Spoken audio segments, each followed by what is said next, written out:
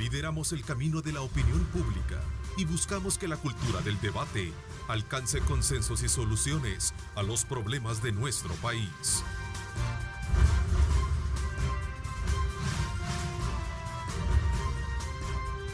Diálogo con Ernesto López. ¿Qué tal? Buenos días. Hoy es martes 11 de agosto del año 2020. Qué bueno que empecemos bien informados con Cadena Megavisión y con el segmento Diálogo 21 AM. En esta primera parte tendremos la visita de la señora ministra de Educación, la licenciada Carla de Varela.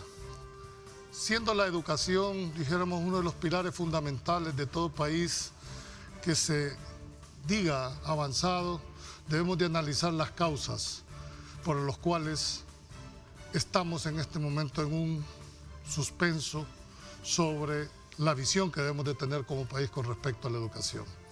Licenciada, queremos darle la más cordial bienvenida y haber aceptado nuestra invitación para esta entrevista. Muchas gracias, Julio. Muy buenos días a usted y buenos días a los televidentes que nos sintonizan. Me imagino que usted, cuando asume su cargo, debe haber tenido, dijéramos, toda una proyección y toda una calendarización de eventos. ¿Cómo les ha afectado a ustedes en ese plan, dijéramos, de calendarización el hecho de haber, a muy pocos meses de haber entrado en gobierno, porque no tenía ni siquiera el año, y enfrentarse con una pandemia y empezar, dijéramos, de unas clases presenciales a unas clases virtuales, licenciada? Nos ha afectado muchísimo, al igual que todo el mundo, Julio. Nosotros estamos expectantes y observamos las experiencias de otros países y vemos que todos estamos pasando por lo mismo. Aprendemos de los demás países que comenzaron antes la pandemia que nosotros. Por ejemplo, Israel acaba de dar una noticia que dice: hemos cometido un error por haber abierto prematuramente. Entonces nosotros observamos esto, no solamente vemos hacia adentro, también vemos hacia afuera. Pero ¿cómo nos ha afectado? Esto nos agarró de sorpresa a todos y el plan estratégico que teníamos planificado para 4 o 5 años lo hemos tenido que cambiar. Hemos tenido que cambiar metas, prioridades.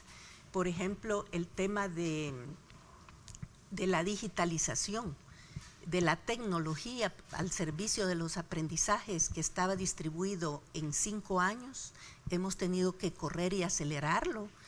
Hemos revivido la educación a través de la televisión. Usted sabe que Canal 10 estaba prácticamente muerto y en cuestión de 2 meses lo hemos revivido, actualizado. De hecho, creo que el 25 de mayo hicieron ustedes el lanzamiento de volverlo a poner en marcha. Exactamente, más o menos fue por esa fecha y viera que ha sido muy bien recibido por parte de las familias, por parte de los alumnos y lo estamos complementando. Prontamente vamos a dar a conocer los nuevos programas de la franja educativa Aprendamos en Casa. Entonces sí nos ha afectado, sin embargo, este desafío ha servido como una oportunidad y esta oportunidad la estamos aprovechando.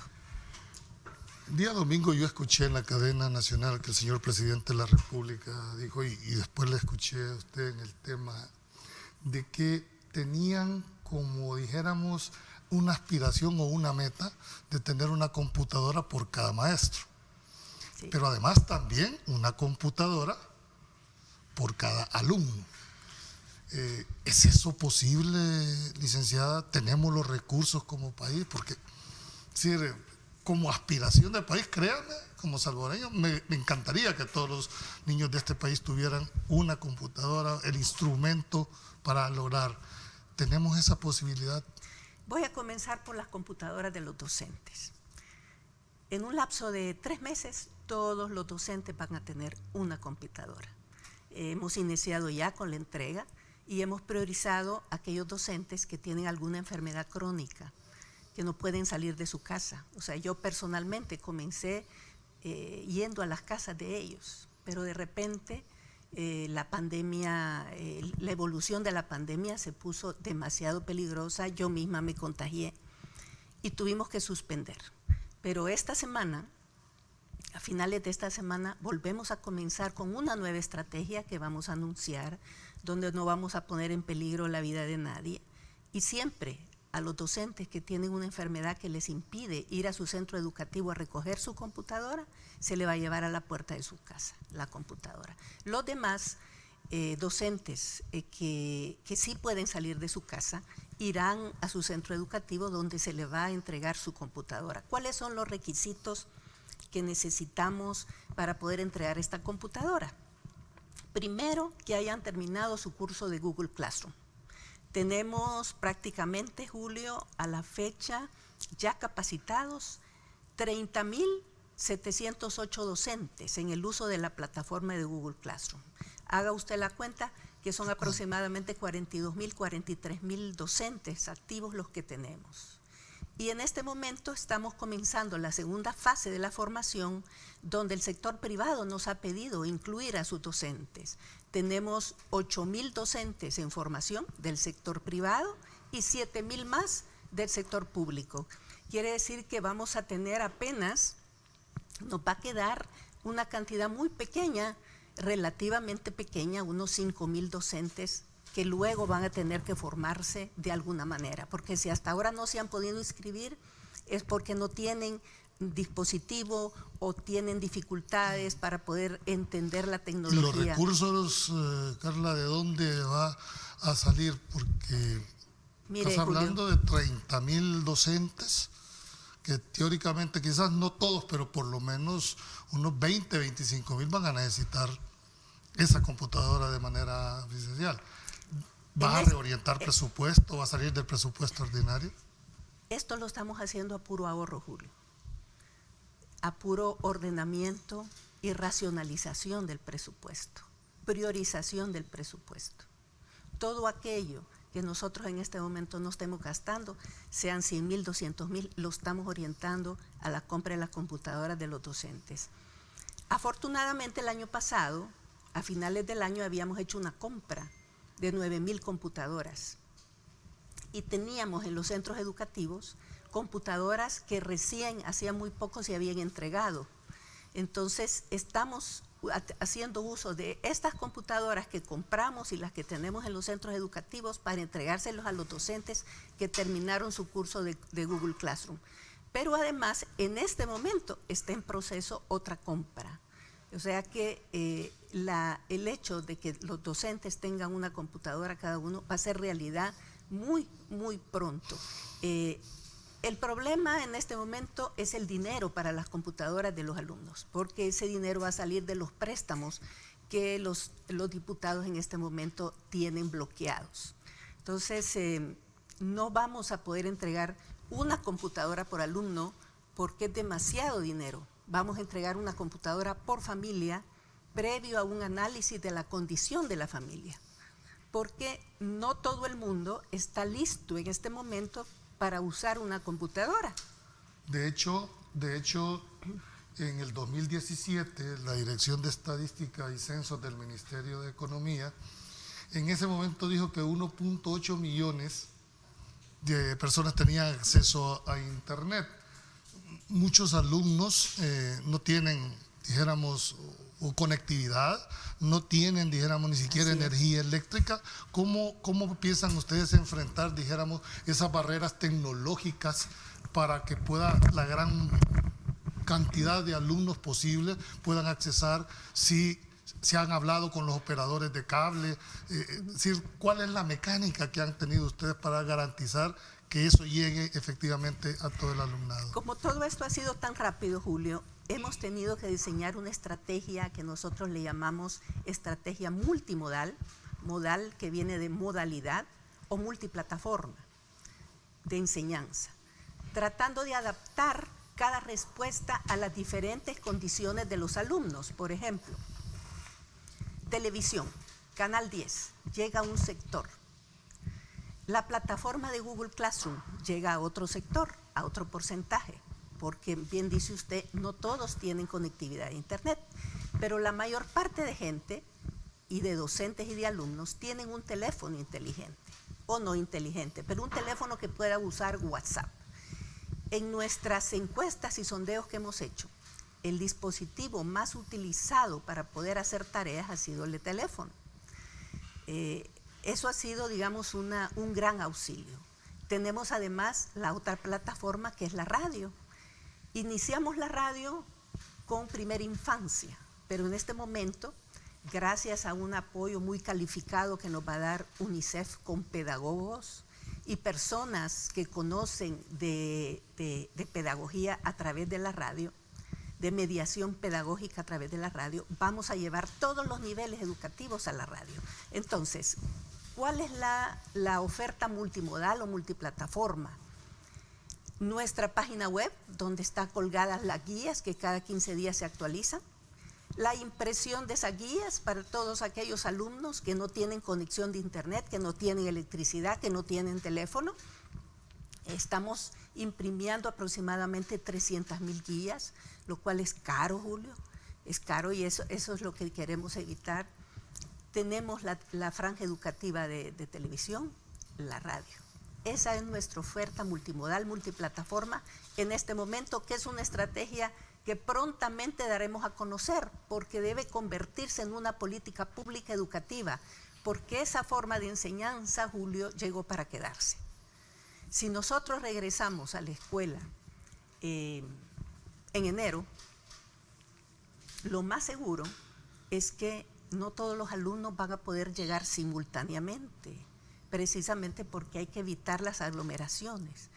¿Qué implica eso? Que vamos a tener que seguir utilizando las plataformas, las mismas plataformas. Quisiera preguntar, quizás por conocimiento de nuestros televidentes, cuando hablamos de educación no solo hablamos del sector público, sino también el sector privado. Sí. Y como está, dijéramos, escalonada en nuestro país, tenemos la educación primaria, la educación secundaria que se conoce, la de bachillerato y la universitaria. Entiendo de que el ministerio puede, dijéramos, tomar cartas directas en la parte pública. Y con relación a los colegios privados y a las universidades privadas, ¿cómo está este tipo de plataforma? ¿Están integrados? ¿Pueden las universidades también accesar o han determinado como un segmento por aparte? Bueno, la ley dice que las universidades, sobre todo las universidades, son independientes, son autónomas en lo administrativo y en lo financiero. Pero la pandemia no es un tema administrativo financiero. ¿Es correcto? Es un tema de salud. ¿Y quién es el rector del tema de salud? Es el Ministerio de Salud. Por eso es que cada vez que a mí me preguntan cuándo vamos a abrir las escuelas, yo respondo que depende de la pandemia y de lo que indique el Ministerio de Salud, porque no somos nosotros los que estamos imponiendo esta realidad. Es una realidad que nadie la desea, pero que está aquí. Nosotros no quisiéramos tener cerradas las escuelas, ni las privadas ni las públicas. Entonces, han sucedido muchas cosas, Julio, porque, como decíamos al principio, nadie estaba preparado para esta situación. Entonces, habían profesores en las universidades que no sabían dar clases a través de una plataforma, o simplemente otros se desentendieron irresponsablemente. Y esto ha provocado toda una ola de protesta de parte de los alumnos de los universitarios. Nosotros como Ministerio de Educación, al ver que las universidades son autónomas y que no podíamos nosotros intervenir por ley, decidimos mediar. Y eso nos ha funcionado mejor. Ha habido, dijéramos, esa receptividad por parte, creo que hay un consejo de universidades privadas, donde se están quedando por fuera las otras dos, pero más la nacional. Pero, ¿qué nivel de receptividad ha tenido? Muy buena, porque tenemos que fomentar en este país el diálogo, Julio, porque es la mejor forma de resolver los problemas, sobre todo cuando suceden cosas como estas que no son responsabilidad de nadie, ¿verdad? Todos estamos en dificultad, todos, en esta situación de la pandemia. Entonces, los universitarios tienen sus problemas, no se sienten satisfechos algunos de ellos con las respuestas que les dan las universidades tienen también sus dificultades internas, administrativas, financieras, entonces se trata de ser empático y que todos nos escuchemos. Entonces, al decir, señores, miren, esto tiene solución, pero vamos a encontrar la solución juntos, y de hecho la hemos encontrado. En ese diálogo tenemos ya un protocolo que establece el proceso y los tiempos para que cada alumno tenga una respuesta. Claro, han habido fricciones, han habido cosas que a los alumnos no les han gustado, que a los rectores no les han gustado, pero lo hemos ido superando y se nos ha unido la Defensoría del Consumidor.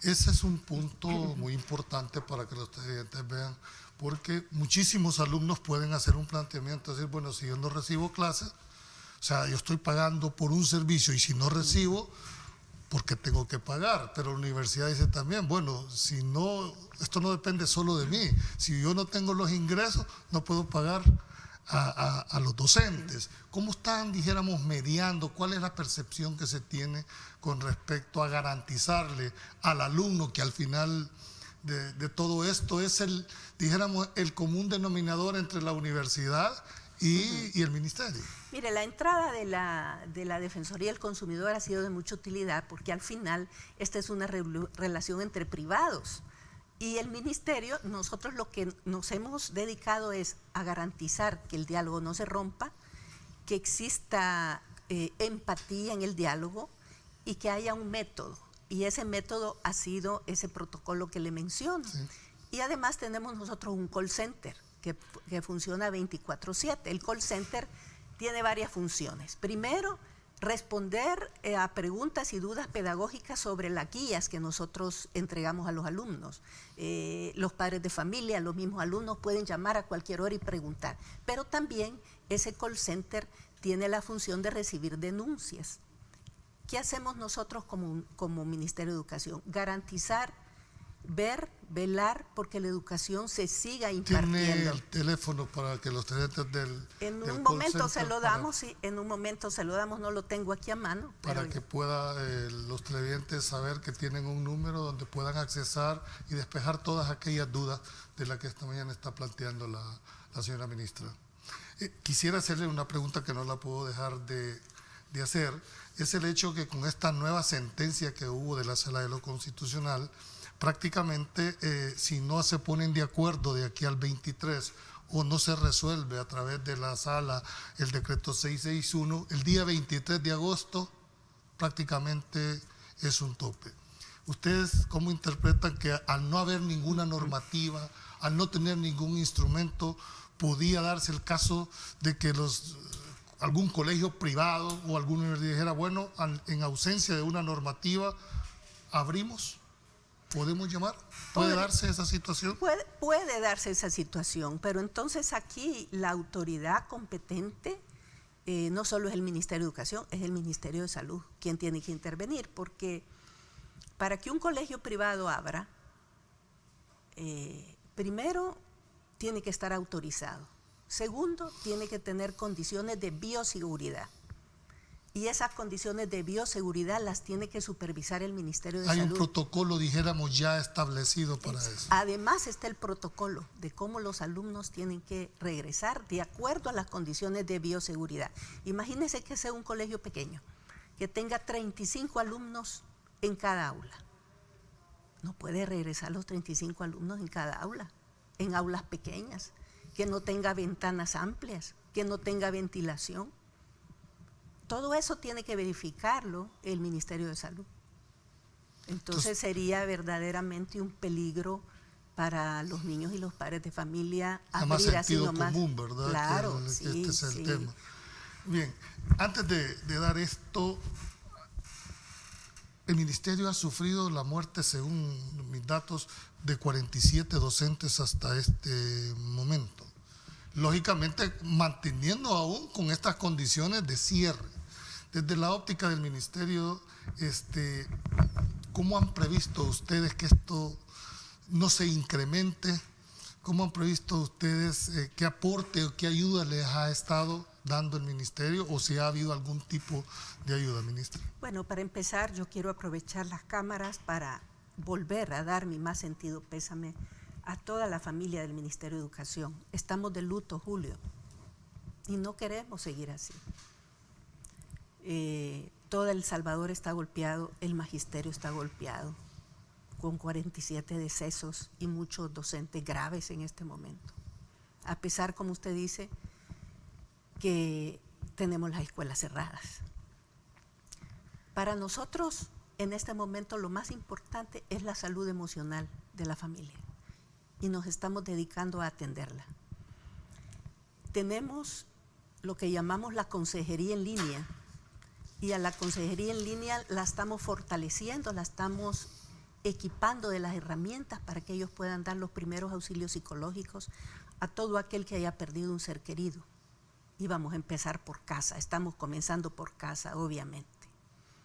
Aparte de las prestaciones que tiene la familia de todo docente que fallece, ¿verdad? Pero la salud mental en este momento, Julio, es muy importante. Y que mucha gente no dimensiona precisamente ese es uno de los puntos. O sea, cómo nos está impactando como familia, como sociedad, el hecho de estar, dijéramos, bajo una norma que no estábamos preparados, como muy bien lo plantea usted, para esto. Yo he insistido, fíjese, cada vez que yo vengo a las cámaras de televisión, insisto que el tema de la salud mental de los niños en este momento es fundamental, porque los padres, ahora ya no, pero cuando estábamos en la cuarentena, todos estábamos tensos.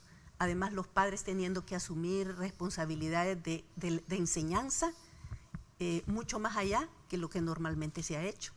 Hay padres muy diligentes, pero hay otros que no, que les exaspera estar con los niños en casa, que no tienen paciencia.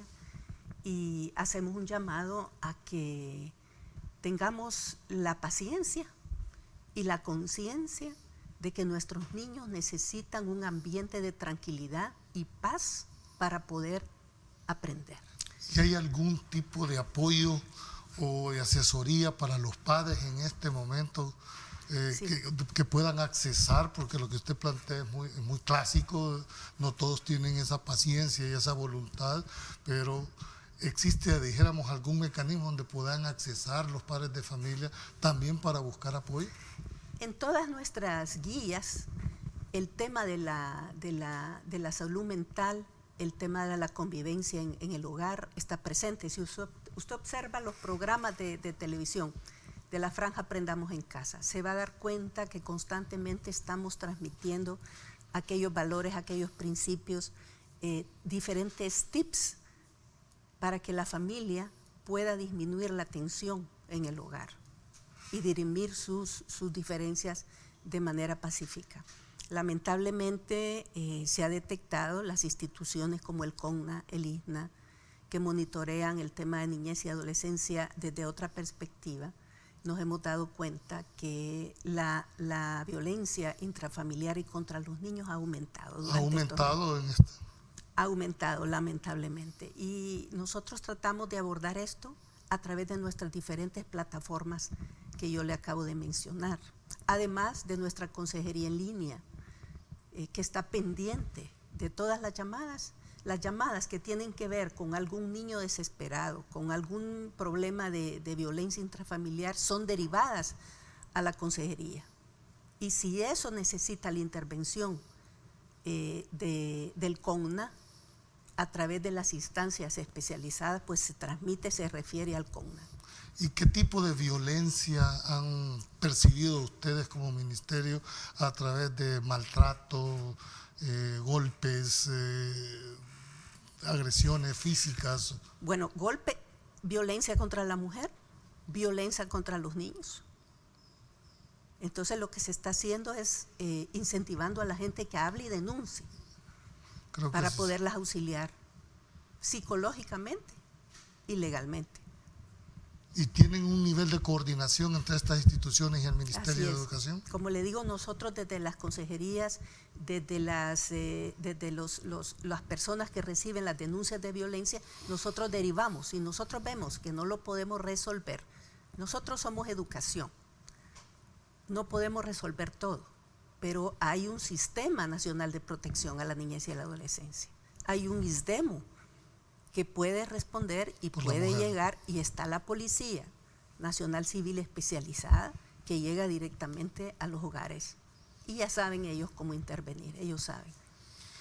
Cuando regresemos de nuestra segunda parte de la entrevista, vamos a dejar planteada, ministra, dijéramos dos cosas. Me llamó mucho la atención cuando usted dijo, vino para quedarse este sistema o esta plataforma que usted tiene o esta modalidad, dijéramos. Y eso lo que me indica es como que hay una visión de país en cuanto al tema de educación por los próximos años, que mucha falta le ha hecho a esta patria. Yo lo he dicho, tengo formación también de maestro y creo que si hubiésemos visualizado hace 30, 40 años que el tema de educación era el tema más importante, y esta es una envidia de la buena con Costa Rica. Costa Rica no es Costa Rica porque a alguien se le ocurrió el tema educativo. Ojalá de que estos frutos que ahora usted está sembrando, quizás no lo alcancemos ver muchos, ¿verdad? Porque va a durar 20, 25 años. Eso es lo difícil en materia educativa, que lo que uno hace no esperemos resultados de la noche a la mañana, y ojalá que haya una continuidad. Por eso sí creo, y la felicito en cuanto al tema de que debe haber una verdadera política de gobierno por el tema de educación. Cuando regresemos, tocaremos este y otros temas de seguridad en las escuelas que también están sufriendo a través de la delincuencia que está golpeando al país. No nos cambie, ya volvemos.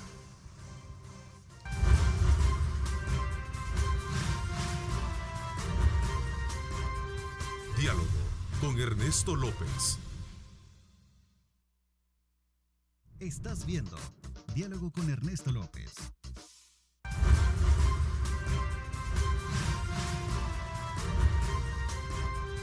Diálogo con Ernesto López. Gracias por continuar sintonizándonos. Ministra, la pandemia, como muy bien lo planteó usted, nos agarró desprevenido. En las escuelas habían, dijéramos, una forma de cómo alimentar a los alumnos, porque estaban, dijéramos, en clases, ahí tenían a las personas. ¿Ha dado algún giro, dijéramos, en cuanto al tema de alimentación por efectos de la pandemia? Sí, Julio, ha sido un giro bien importante. Al no estar los alumnos en los centros educativos, no implica que los alumnos no tengan hambre y necesidad de comer, ¿verdad? Ahí han habido en las redes sociales comentarios maliciosos, perniciosos y de ninguna utilidad, diciendo que por qué nosotros estamos comprando alimentos para llevarle desayuno a los niños si los niños no están en la escuela, ¿verdad? ¿En qué cabeza cabe semejante razonamiento? Como yo dije, vengan a ayudarnos en vez de estar calumniando. Lo que hemos hecho es utilizar el alimento que teníamos, identificar a los alumnos en las zonas de mayor pobreza, pobreza extrema. ¿Y cómo le hacen llegar esos alimentos a los? Es toda una logística a través de las direcciones departamentales, de los directores de los centros educativos, y guardando todas las distancias, convocando a los padres de familia por grado y por sección. No convocando, por ejemplo, en una mañana a más de 20 padres de familia. Mire, a mí de veras me conmueve, yo he estado en muchos centros educativos observando ese proceso y es admirable lo que los padres de familia y los docentes pueden hacer juntos. Ellos han señalizado la acera, 2 metros cada uno, muy ordenadamente y disciplinadamente, esperando que le entreguen la bolsa de alimento de sus hijos, ¿verdad? Pasa por una mesa donde verifique el nombre del responsable, los alumnos que tiene ahí, los hijos que tiene ahí, después pasa, le entregan su bolsa, firma de recibido. O sea que no por el hecho de que no esté abierto una escuela no se le ha dejado de suministrar, dijeron, el alimento básico a los alumnos. Y seguimos, Julio. En este momento hemos finalizado la primera fase de entrega de alimentos a 320,000 familias en pobreza extrema y pobreza moderada. Y en los municipios donde hay desnutrición severa y desnutrición extrema. También ahora vamos con otras 200.000 familias, 212.000 familias en pobreza moderada. O sea que nuestra meta en los próximos 2 meses es cubrir el 67% de las familias de nuestros alumnos con alimentación. Aquí volvemos al mismo punto de partida, ministra, recursos. O sea, ¿de dónde va a salir todo esto? Bueno, este recurso es un recurso que ya lo teníamos porque es el dinero que el programa de alimentación escolar que tiene el ministerio año con año dedica para esto. Lo que hemos variado es la forma de entrega. Pero además, Julio, nosotros tenemos que prever, porque no sabemos en qué momento vamos a regresar a la escuela, pero en el momento que regresemos a la escuela tenemos que tener algún alimento en la escuela. Entonces no podemos parar las compras. Nuestras compras con los proveedores se hacen con contratos abiertos. El hecho que yo tengo un contrato para la compra de cereal ahora no quiere decir que yo voy a recibir el cereal mañana. Eso para concretizarse tarda aproximadamente 2 meses y son contratos abiertos. Entonces no es que la gente va y busca ahí en Volpros cuáles son los procesos que tenemos de alimentación escolar y ponen cualquier tontería en las redes sociales. Finalmente necesito 2 preguntas para ir cerrando el programa, ministra. Su percepción, ¿este año escolar se termina sin clases presenciales? ¿Su visión? Eso depende de la pandemia, Julio. Eso no depende de mí, depende de la pandemia y su evolución. Dependiendo de la evolución que tenga, dijéramos. Ahora, el 23 va a suceder algo muy importante. Va a salir mucho más gente a la calle. Vamos a ver 15 días después el efecto. ¿Qué va a pasar? Y de eso va a depender mucho lo que educación y otros sectores tengan la eso que capacidad quede de hacer. claro, porque educación no es el ente rector en este momento en cuanto a la política, si se abre o no se abren los centros educativos, no públicos, sino privados también, sino que debo de entender por la manifestación que ha estado haciendo la ministra de que este es un tema más de salud que un tema de coordinación en materia educativa. Es una crisis de salud pública, mundial, no solo nacional. Pero a nosotros, claro, tenemos que regirnos de cómo evoluciona la pandemia en el país. ¿Y quién es el rector? El Ministerio de Salud. Quiero hacerle una pregunta como ciudadano. ¿Es el momento para pensar en una política pública de inversión en materia de educación, ministra? Este es el mejor momento, Julio. Este es el momento que va a quedar escrito en la historia. Y el comportamiento de cada uno de nosotros, sobre todo de nosotros los funcionarios públicos, va a quedar en las anales de la historia de El Salvador. Ya para cerrar, ministra, ¿qué le podía decir al país con respecto a qué esperamos por los próximos meses? Toda la comunidad educativa, los alumnos, las universidades, los centros, ¿qué esperamos? Primero, Julio, yo quisiera dejar claro que el año escolar no está perdido. El Ministerio de Educación hace todo lo posible, hacemos todo lo posible y haremos todo lo posible por llevarle la educación de las diferentes formas posibles a los alumnos. Y por eso es que nosotros estamos diseñando esa política pública que se llama enseñanza multiplataforma y multimodal. ¿Vino para quedarse? Vino para quedarse porque la tecnología no es algo que trajo la pandemia. El Salvador era un país atrasado. Nosotros encontramos a un Ministerio de Educación atrasado en temas tecnológicos. Si habían hecho esfuerzos, sí, hay que reconocer, pero esfuerzos aislados y esfuerzos esporádicos. Lo que queremos nosotros ahora es contar con una política de enseñanza multiplataforma y multimodalidad para dejarla como un legado al país.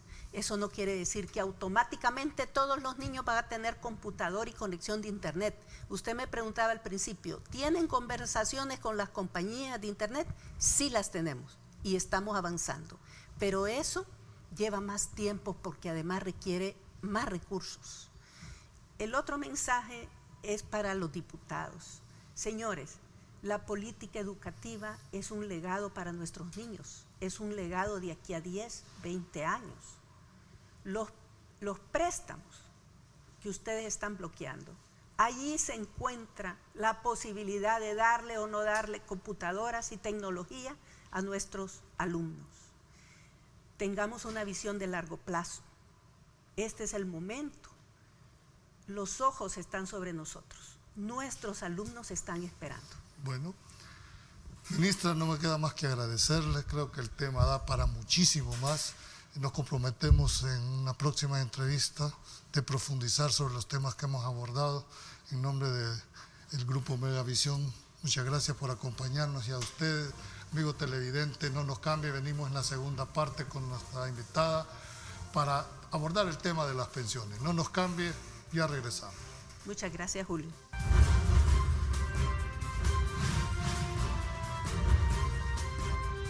Diálogo con Ernesto López. Estás viendo Diálogo con Ernesto López.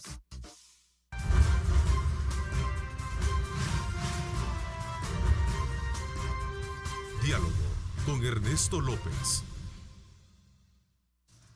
Gracias por continuar en sintonía de Diálogo 21. En esta segunda parte abordaremos uno de los temas que se le llama como una papa caliente. Y me refiero básicamente al sistema de pensiones en El Salvador. Para este tema hemos invitado a la licenciada Ana Cecilia Suárez del movimiento Pensión Digna, para que desde la óptica del movimiento nos pueda presentar cómo están percibiendo ellas el sistema actual de pensiones, si esto está respondiendo en realidad a lo que fue la visión en un momento dado, y si en realidad este país necesita o seguir con parches en un sistema o en realidad una reforma estructural. Ana Cecilia, quiero darte la más cordial bienvenida, ¿verdad? Siéntate con la libertad de plantear el tema, que esto nos afecta como país a todos. Bueno, yo siempre agradezco al canal la gentileza que tienen de siempre tener el tema en la palestra, ¿verdad? Es un tema político, lamentablemente, cuando debería de ser un problema social. Sí. Agradezco infinitamente, Julio. Me encanta tenerlo de este lado y no, ¿verdad? Porque lo vemos, bueno, lo vemos bien seguido por este lado y usted debería estar del otro lado. Pero bueno. Quisiera empezar, ¿cuál es la valoración que hace el movimiento con respecto al sistema actual de pensiones como estamos? Bueno, primero comentarles que, si bien es cierto, nosotros somos el Movimiento Pensión Digna, nosotros pertenecemos a la Mesa de Trabajo por una Pensión Digna, que es un grupo de personas que venimos trabajando en el tema, personalmente desde el 2015 tal vez, y nos hemos venido uniendo y trabajando en una propuesta. El problema de las pensiones es un problema con nombre y apellido, siempre lo decimos así, ¿verdad? Y es una situación, no es coyuntural, es permanente.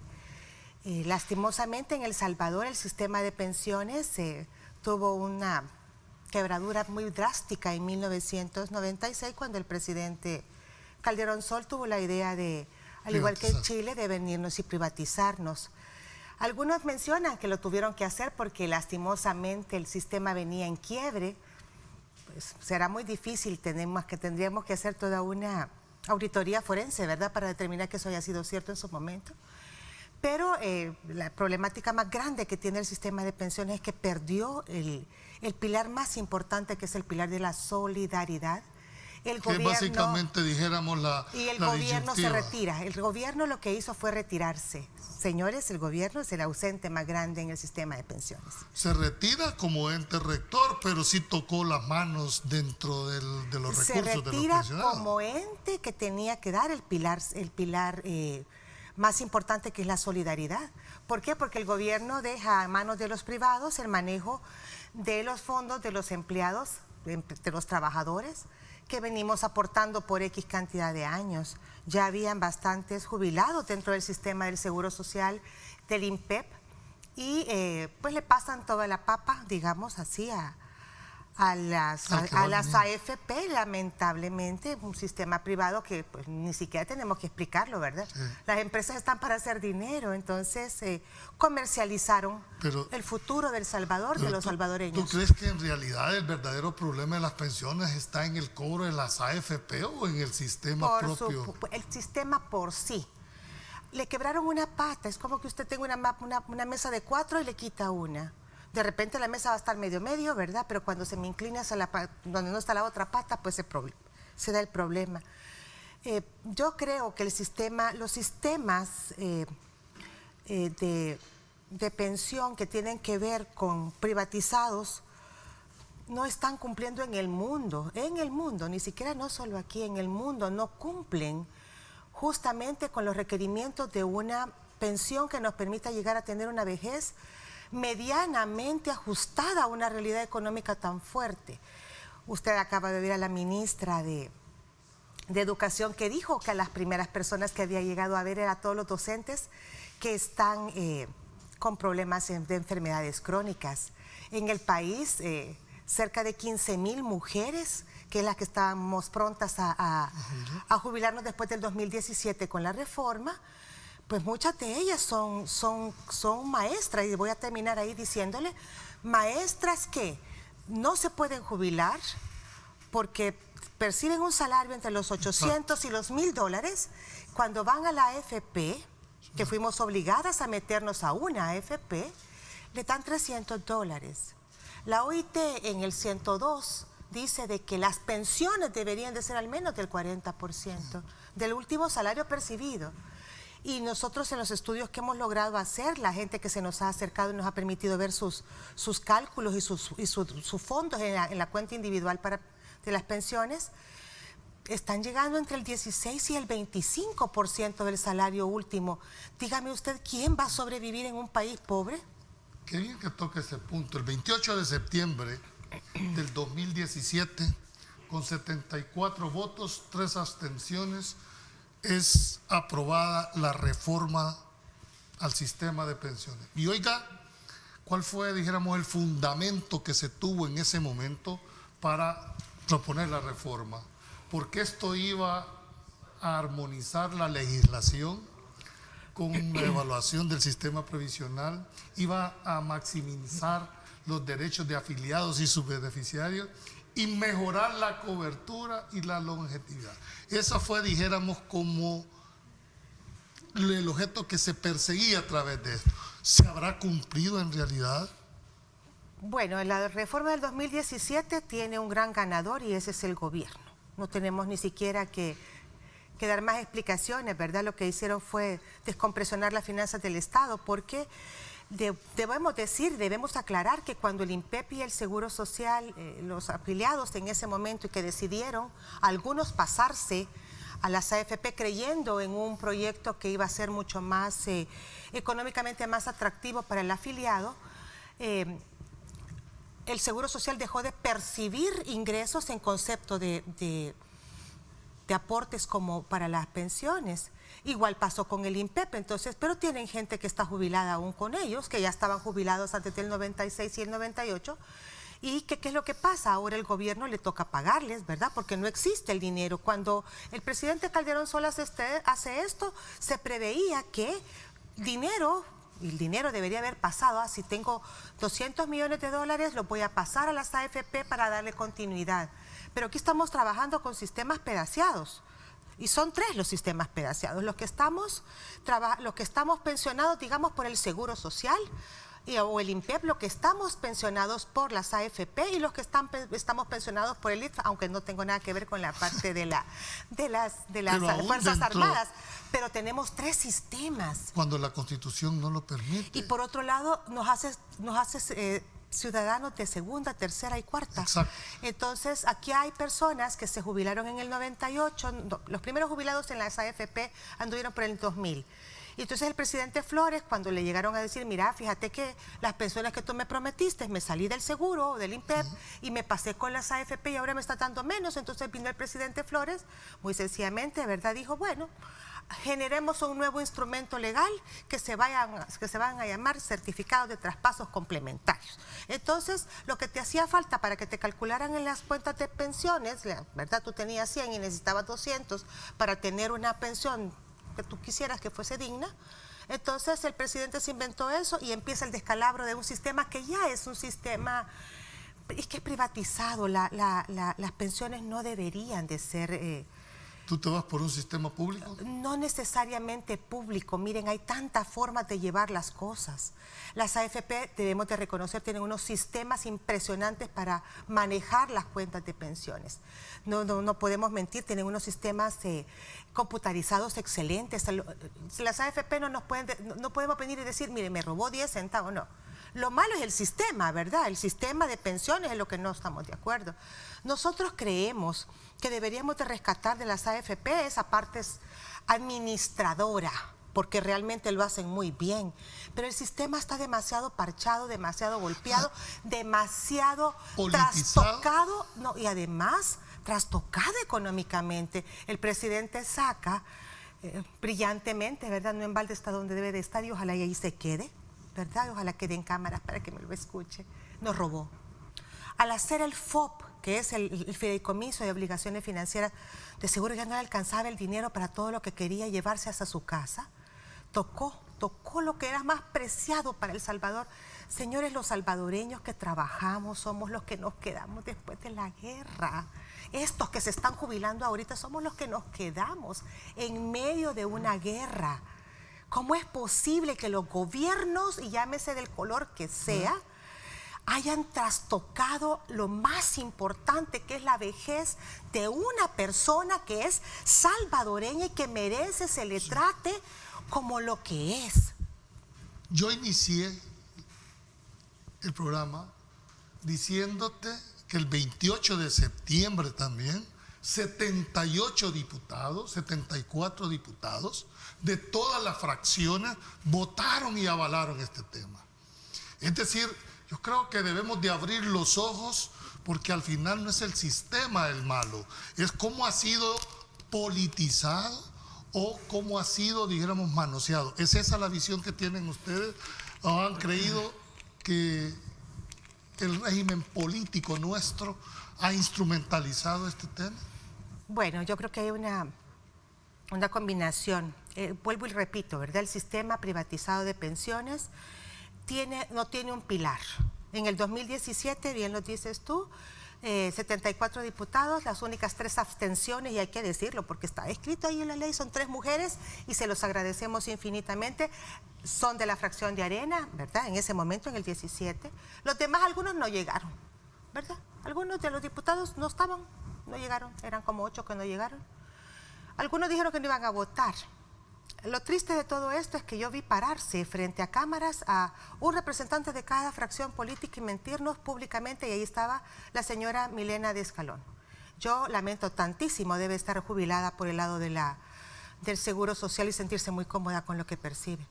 Pero nosotros hemos visto personas que se nos han acercado tanto a Pensión Digna como a la mesa de trabajo diciéndonos, nosotros hemos tenido depresiones de más de 3 días, hemos llorado, nos hemos enfermado.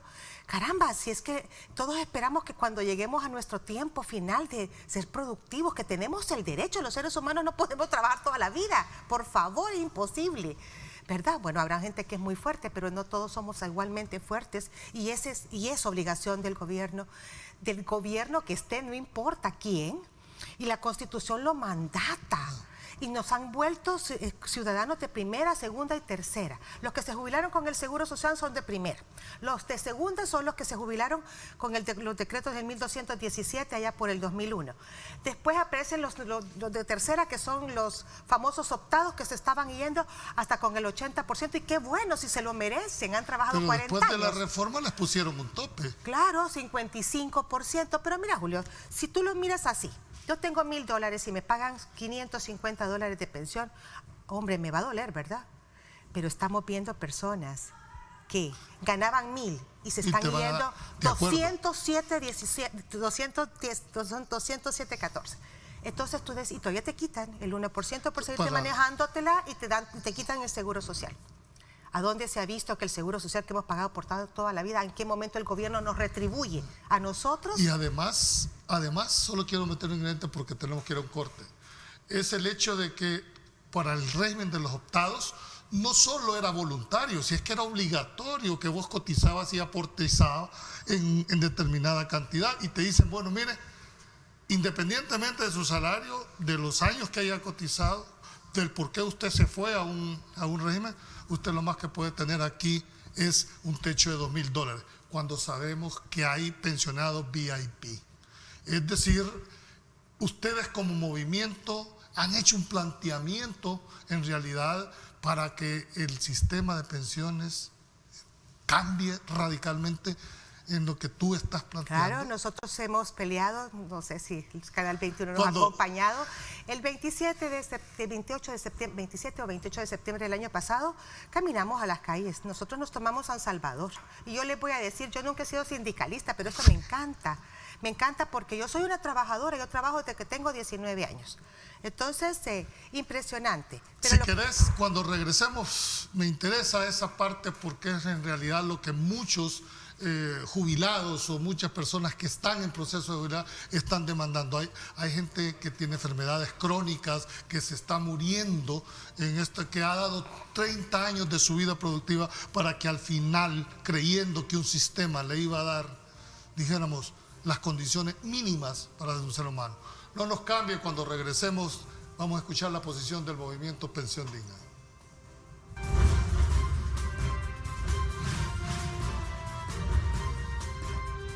Diálogo con Ernesto López. Estás viendo Diálogo con Ernesto López.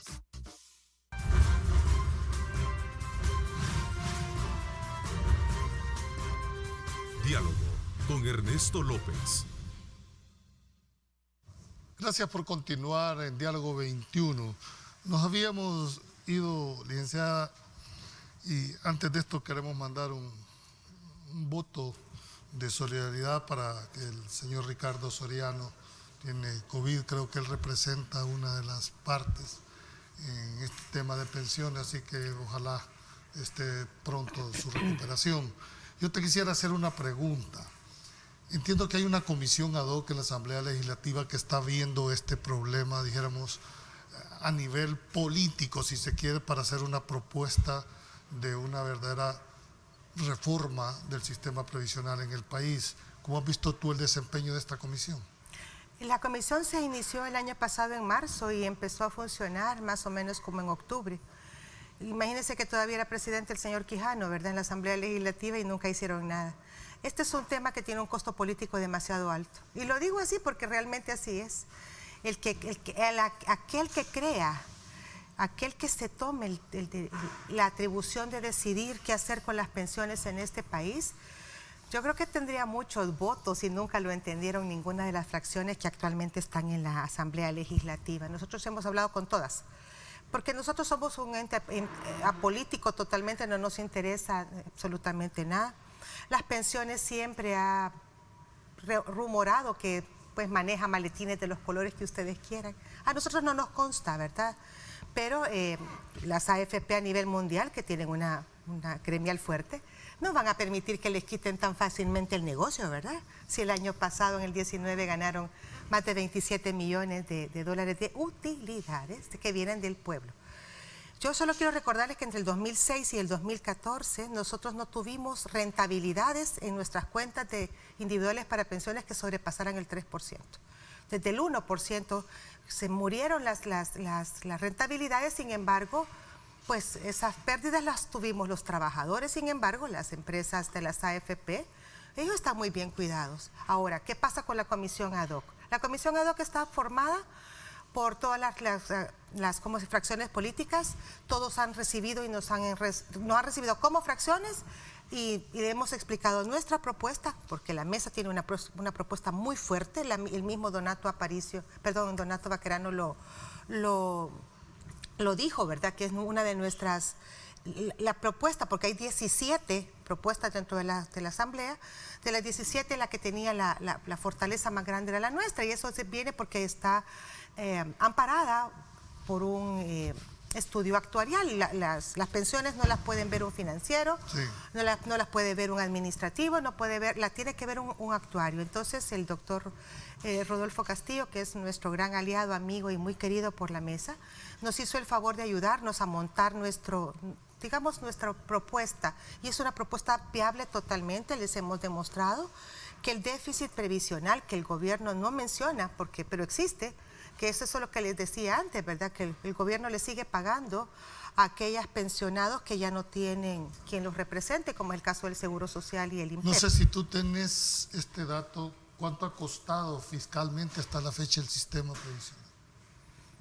Pues el sistema, yo no tengo el dato, ¿a qué se refiere cuando dice cuánto ha costado el sistema? Actualmente, ¿alguien ha pagado pues nosotros los trabajadores, y debemos, y el gobierno debe, porque el gobierno lo debe, son más de 17.000 millones de dólares, que es lo que se prevé que dura el déficit previsional más o menos a 100 años. La gente se equivoca y dice, es que debemos 17.000 millones, no, a 100 años. Así se proyecta, así funcionan las pensiones. Pero nosotros con nuestra propuesta, que es una propuesta sumamente viable, que ya la aprobamos, ¿verdad? Porque para eso se hacen unos simuladores. Este simulador nos permite a nosotros ofrecer una base del 65% del salario básico regulador, que es el promedio de los últimos 10 años, cuando tienes tú 25 años de trabajo, y hasta el 75% acumulando un máximo de 35. Las personas que trabajan 40 años pues no van a ir sumando puntos. Y por otro lado, es bien importante, nuestra propuesta restablece a las personas con enfermedades crónicas, porque el 17 también pues mutilaron un poco la parte de los porcentajes con los que calculan una pensión. Es tan racional, tan viable, ¿por qué no han sido escuchados? Por nadie, no podemos decirle. Yo estaba contando que el año pasado, conmemorando los 2 años del 2017, hicimos una marcha, paralizamos San Salvador en el centro, éramos más o menos unas 10.000 personas, considero yo, no soy muy buena haciendo esos números, y llegamos a la Asamblea Legislativa, nos metieron, ¿verdad? Te meten. Se hace la pantomima, entregas un papel y te salís. Eso fue en el 2010. En enero, el 21 de enero de este año, tuvimos la oportunidad, gracias a Dios, tenemos una compañera que se ha dado a la tarea de trabajar esto internamente, con todas las fracciones, de estarles recordando que por favor nos ayuden. Nosotros tenemos permanentemente comunicaciones para que la gente no olvide el tema. No olvidemos el tema, señores, el tema es actual. Todos nos vamos a jubilar, ya sea hoy, mañana, pasado mañana, dentro de 10 años, pero nos vamos a jubilar. Entonces, la comisión ad hoc lo que nos hizo fue permitirnos presentar públicamente la propuesta de nosotros el 21 de enero en la biblioteca de la Asamblea, la que está sobre la... Fuimos, la presentamos, nos felicitaron, nos aplaudieron y de todo lo demás. Esta propuesta, como les decía, le da al gobierno un respiro de 26 millones de dólares de ahorro en el déficit previsional, siempre calculado, pues, ¿verdad?, a 100 años. Y no quieren, esta es falta de voluntad. Perdónenme los señores políticos, pero a ustedes no les interesan los salvadoreños, a ustedes les interesan los votos que los salvadoreños les damos. Lamentablemente solo somos mercancía, así lo dice muchas personas instruidas en el área de la política. Yo no soy política, yo soy una trabajadora común y corriente que creí que en 1998, cuando se nos acercaron las AFP y nos vendieron esto como que íbamos a andar en un crucero, íbamos a tener pensiones dignas. La mayoría de mujeres en El Salvador somos mujeres solas. La mayoría de mujeres en El Salvador criamos solas. La mayoría de mujeres en El Salvador no sobrepasan los $600 de salario. La mayoría de mujeres en El Salvador necesitan una pensión que la dignifique en su vejez. Si no, van a haber un montón de mujeres en la calle que ya la ven, ¿verdad?, pidiendo. Y no es justo que nosotros, que hemos mantenido a los gobiernos de los últimos 30 y 40 y 60 y 100 años con nuestros impuestos, porque todos pagamos impuestos. Entonces, ¿qué hacen los impuestos? ¿Quién asume la representación de los trabajadores? Porque aquí hay un actor básico, siempre están los políticos, a través de la Asamblea Legislativa, las AFP que tienen los asesores y los dueños del dinero, que son los trabajadores, han sido tomados en cuenta? ¿Cómo el movimiento de ustedes? Pues lo que sucede es que desde 1991, que son los acuerdos de paz, en El Salvador hablar de sindicatos es como decir que estamos viendo al diablo. Entonces se ha menoscabado a la clase trabajadora a nivel sindical. Yo, como vuelvo y le repito, yo siempre he trabajado en el área privada, pues en la empresa privada. Sin embargo, cuando yo conocí los movimientos sindicales que me parecieron extremadamente buenos, dentro de eso es la persona que usted acaba de mencionar, que él es del STIS, aquí en El Salvador también se ha manejado políticamente los sindicatos, y los sindicatos no pueden ser políticos, por Dios. Entonces lo que hacen es como tentáculos, ¿verdad? Ya sea el gobierno se mete en un sindicato. ¿No hay representación de los trabajadores? Nosotros representamos a un grupo de sindicatos, ¿verdad? Pero lamentablemente, cuando tú ya les pones la parte técnica, cuando tú les dices cómo tenemos que manejar esto, y algunos no lo quieren, algunos quieren, hay un movimiento que quiere que las AFP se mueran de hoy para mañana. O sea, nosotros también queremos que las AFP desaparezcan en algún momento, pero tú no puedes venir y borrar. Esto no es un borrador y borro a las AFP. Bien. Pero sí, el movimiento sindical en El Salvador está muy menguado, no hay unidad. Sí hay varios sindicatos muy interesados. Nosotros tenemos entre unos 19 y unos 29 sindicatos que se nos han ido uniendo. Sumando. Por eso es que el 31 de enero de este año... Si querés, cuando regresemos, quiero que ya nos hagas en una forma más propositiva qué es lo que van a demandar, qué esperamos los trabajadores para los próximos días de parte de los políticos para la toma de decisiones. No nos cambie, ya regresamos en Diálogo 21.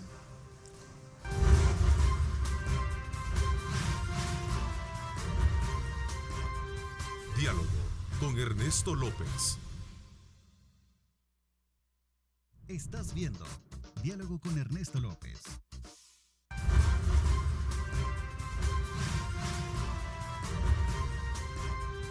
Diálogo con Ernesto López. Gracias por continuar viendo Diálogo 21.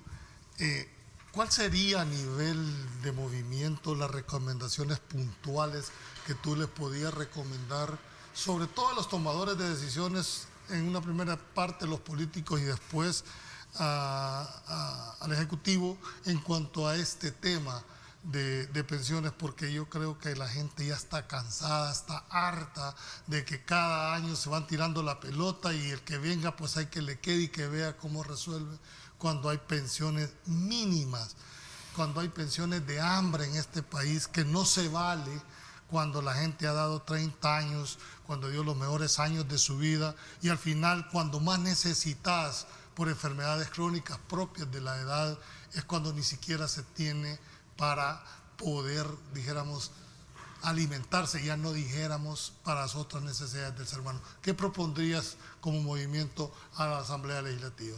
Bueno, yo creo que los salvadoreños tenemos que hacernos cargo de que este problema es nuestro y exigir a los señores diputados que tomen decisión. Tiene que ser una ley que salga de la Asamblea Legislativa, por lo tanto todos los diputados que están ahí adentro ya conocen qué es la propuesta de la Mesa de Trabajo por una Pensión Digna. No les costaría mucho montar la ley. El señor presidente de la República, antes de ser presidente, dijo que iba a apoyar las pensiones. Algunos dicen que esto sería un parche. Sí, probablemente lo podemos ver como un parche, pero al menos hoy por hoy nos daría la oportunidad de, con la propuesta de la Mesa de Trabajo, es equiparar a todos los salvadoreños más o menos a pensiones iguales, porque van a ganar unos más pensiones que otros solo porque nací diferente. Unos nacieron en el 60 y otros nacieron en el 65. Las necesidades no son las mismas. Y las necesidades, perdonen, serán las mismas. Entonces, lo que yo creo, y puntualizando, es esto. Nosotros exigimos, ya ni siquiera les pedimos, exigimos a la Asamblea Legislativa, a la Comisión Ad Hoc, a Donato Baquerano, ¿verdad? Y a todos los que están ahí. Ahí está la fracción de Arena, la fracción del FMLN, que se han jactado tanto de que van a arreglar este problema antes de que se cambie la Asamblea, que pues ellos están en mucho desventaja para el 21, creo yo, ¿verdad? Eso es lo que yo creo. Entonces es que se pongan las pilas, porque si ustedes atienden las necesidades de los trabajadores, créanme que lo van a ver devuelto en los votos, que es para lo que les servimos. Entonces sean inteligentes, señores diputados, ¿verdad? Tomen la bandera de los salvadoreños. Actualmente, nosotros tenemos una base de 1.700.000 personas afiliadas. Este sistema lo que tiene ahorita es que no absorbe a la clase trabajadora informal, que también tienen derechos. Sí. Entonces, pero por ahorita lo que les proponemos nosotros es, hagan la reforma, equiparen a todos los obligados iguales a los optados. Ahí tienen el estudio actuarial. Eso los podemos acompañar nuevamente para volverles a explicar. Tomen esto, se les va a redituar en votos. Créanmelo, que se les va a redituar en votos. Estás hablando de 1.7 millones de jubilados. No, no son jubilados. Ahorita eso es lo que está absorbiendo las AFP. ¿1 millón? No, los jubilados no pasaremos de... Yo pienso que andamos por tal vez unos 200 o 300.000 personas jubiladas, cuanto mucho. Y para jubilarse, es decir, si lo ves en función... Es que hay gente que no se ha jubilado por eso, porque no puede. Claro. Desde el 2017 para acá ya debemos de ir como unas 40.000 personas que no nos hemos podido jubilar. Unos 20.000 por año más o menos son las personas que se jubilan. Y del 17 para acá hemos visto un decremento porque la gente, a menos que sea optada, pues que les conviene porque tiene un porcentaje al menos de 55%, ¿verdad? Pero la situación del país es crítica porque muy pocas personas ganan arriba de $1.000, porque muchas personas ni siquiera tienen casa propia, porque los salvadoreños vivimos en un país pobre, la migración de la pobreza es peor, ya el gobierno lo debe de saber, que van a migrarse 30% más de gente que estaba en clase media, va a pasar a clase... No, te decía esto porque tú has reiterado... Nosotros solo nos buscan para... Es que es eso. Julio, yo no creo que esté mintiendo. Sí, bueno, si miento, ahí estoy en el Twitter. Pero si son la misma gente que votaron en el 2017, y van a seguir ¿cómo puedes pedir que sigan actuando de manera diferente si ya tuvieron la oportunidad? Pero esto no tiene nada que ver solamente con estos, perdonen. Los diputados que tienen... Bueno, que se han permanecido en el cargo. Bueno, hay unos que se han jubilado siendo diputados. Sí. Hay unos que todavía están ahí y creen que van a seguir en el 21. Pero bueno, no importa, eso será sus propias aspiraciones personales. Aquí la problemática del salvadoreño pensante es, señores, fíjense por quién votan. Por Dios bendito, nos venden cualquier cosa, nos regalan tonterías para ganarnos nuestros votos. Y miren que en este momento quien no vote con su conciencia, que no conozca que su diputado va a trabajar por usted, porque hasta ahorita los diputados trabajan para ellos mismos. Perdonen, para ellos el trabajo de diputados tiene un salario, es como yo. Yo hago mi trabajo porque a mí me pagan para eso. Pues a ellos les pagan pues por estar sentados en los curules. Algunos lo toman con conciencia, tal vez muy pocos. Y esos pocos no logran empujar a ese grupo fuerte que tienen 400 años de estar allá adentro, ¿verdad?, de la Asamblea. Entonces, el 21 es un momento bien importante. Los salvadoreños tenemos que ser gente pensante. Nuestros políticos tienen que ser gente que realmente atiendan las necesidades de los salvadoreños, pero más que eso, que entiendan la realidad y que se la vivan. Porque miren, no es lo mismo llegar a su casa teniendo un salario de $1.000 que llegar a su casa teniendo un salario de 150. Entonces, el señor diputado que gana $3.000 llega a su casa y no necesita casi que nada. El que tiene que salir y llegar a su casa con $150 no tiene para comer. Entonces, tenemos que buscar diputados con conciencia social. Gente que realmente trabaje por el pueblo, que no crean, no les crean o no les creamos todo lo que nos dicen. Ay, que yo voy a trabajar por las pensiones, que yo voy a hacer cambio en el mundo. Señores, no es cierto. En la Asamblea Legislativa lo que corre son los intereses personales de un partido. Deberíamos de haber muchísimo más, claro, deberíamos de haber muchísimas más personas entrando a los diputados como independientes, porque al menos la cúpula no me mata, la cúpula me obliga. Entonces, y lo puedo decir con tanta claridad porque yo, gracias al Señor, nunca he pertenecido a ningún partido político, ni quiero, ¿verdad? Yo esperaría que la gente trabajadora logre hacer un partido político que realmente atienda. No quisiera, sin dejarte la pregunta, ¿han evaluado ustedes como movimiento el tema de crear un banco de los trabajadores? Claro, pero está en la Constitución, claro, por supuesto. Dentro de la propuesta de ¿Y por qué crees que no se da? Ay, pero es que, Julio, si es que a nadie le interesa. ¿Tú crees que las AFP fácilmente te van a decir, vaya, Julio, tome, aquí está todo su dinerito y yo ya me voy? Bueno, es que eso no existe. Acuérdense que el mayor corruptor es que aquí hay corruptos y corruptores. Es correcto. ¿Verdad? Entonces, el sistema es corrupto y me van a disculpar, qué lástima que lo tenga que decir. Es que te lo tengo que decir simple y sencillamente porque es un sistema corrupto. Los salvadoreños vivimos en medio de un país Pero corrupto. ¿no te parece que si no hubiesen existido, si así han manoseado los dineros de los trabajadores, los políticos de turno, imagínate si no hubieran habido AFP en un momento determinado como moneda, o no es esa la Julio, visión? no es necesario decir que porque las AFP existen el dinero no se lo No, tomaron. pero es una forma de... No, claro que era una garantía. Claro que era una garantía. Pero señores, yo le estoy dejando mi dinero. Tú sabes que por cada dólar que yo aporto y mi empleador aporta, ¿cuánto me va a mi cuenta de pensiones? Bueno, Centavos, porque ahora está la 7.5. garantía solidaria que también la pago yo. Porque eso me faltó decirte, que en el 17 nace eso, que es el pilar solidario. ¿Quiénes lo ponen? ¿Cuándo nació? Los mismos en el 17, ¿verdad?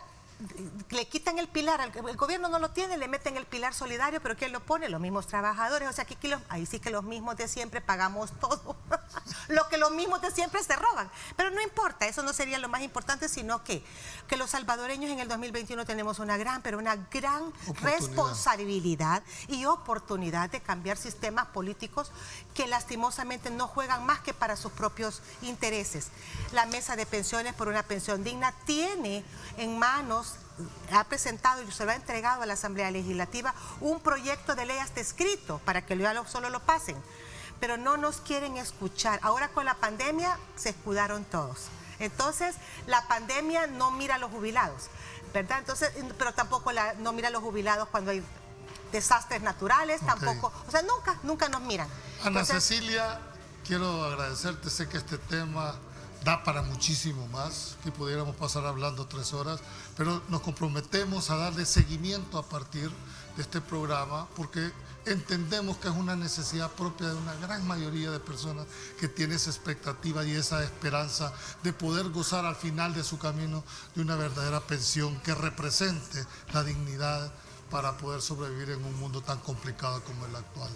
Queremos darte las gracias por haber aceptado la invitación, y a usted, amigo televidente, los esperamos el día de mañana en Diálogo 21 con nuestro acostumbrado panel de los jóvenes a las 8 de la mañana. No nos cambie y buenos días y que Dios los bendiga. Lideramos el camino de la opinión pública y buscamos que la cultura del debate alcance consensos y soluciones a los problemas de nuestro país.